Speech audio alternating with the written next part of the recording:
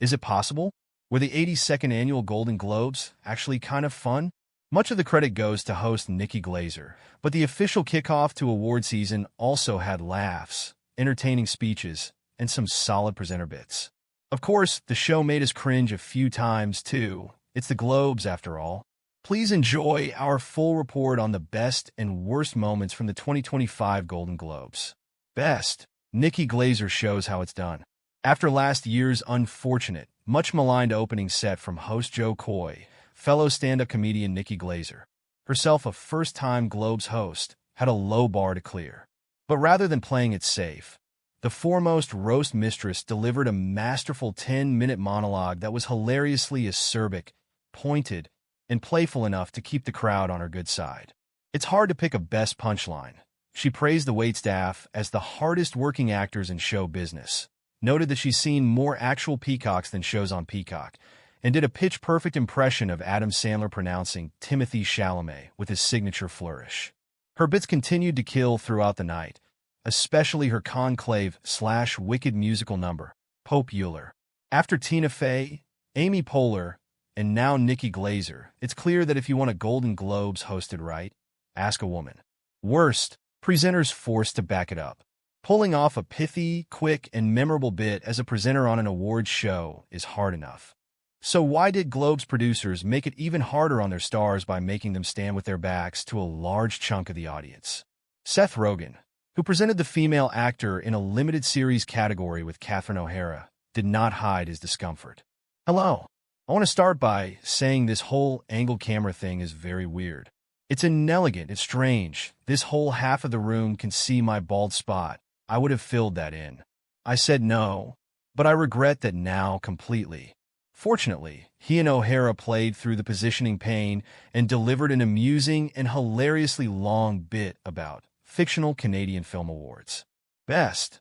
The Substance stars recreate their rivalry on stage. The shadow of The Substance, and its satire of Hollywood's obsession with aging, looms large over this year's Golden Globes. The first thing Nikki Glaser did on stage was call the ceremony Ozempic's biggest night, and the host even directly referenced The Substance in a subsequent joke. When Demi Moore and Margaret Qualley, who star in Coralie Fargeet's The Substance as an aging star and the younger version of herself created by the film's titular wonder drug, took the stage to present an award, they couldn't help but fall back into their on-screen dynamic. What are you doing here? This is my week, Moore joked, in reference to the movie's rules. Remember, ladies, you are one. Christian Holub. Worst. Mindless chatter. It's a timeless awards show dilemma for producers. How do you keep viewers' attention for those 10 to 15 seconds that a winner is making their way from the table to the stage to accept an award? CBS chose a sort of cable news, information overload approach, putting up a caption with very basic information about the winners. Jessica Gunning has an extensive list of credits that includes Doctor Who, White Heat, The Outlaws, and Pride, while Entertainment Tonight host/Globes announcer Kevin Frazier rattled off even less interesting fun facts, aka rehashed bits from his red carpet interviews. Tadanobu Asano told us on the red carpet that he's blown away that Shogun has touched so many people around the world. Trust us, Globes producers.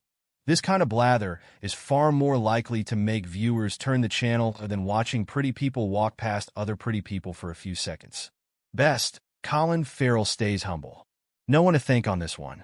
I did it all by myself, announced the Penguin star Colin Farrell while accepting his Golden Globe for Best Actor in a limited series.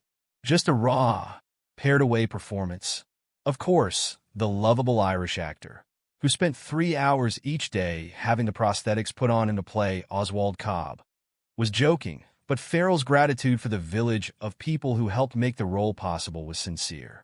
He even went so far to thank a devoted craft service staffer who helped him stay cool under all those heavy prosthetics with a steady supply of coconut water. Worst. Cutting Ted and Viola for time. On January 3rd, the Golden Globes spent an entire evening honoring two legends of the screen. Viola Davis, winner of this year's Cecil B. DeMille Award, and Ted Danson, winner of the 2025 Carol Burnett Award.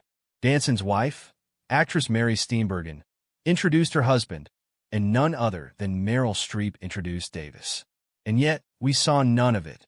According to the Globe's own press release, The evening offered lengthy clips, introductory remarks, and acceptance speeches that allowed time to give the artists their due, rather than squeeze them into a 45-second slot on a longer award show.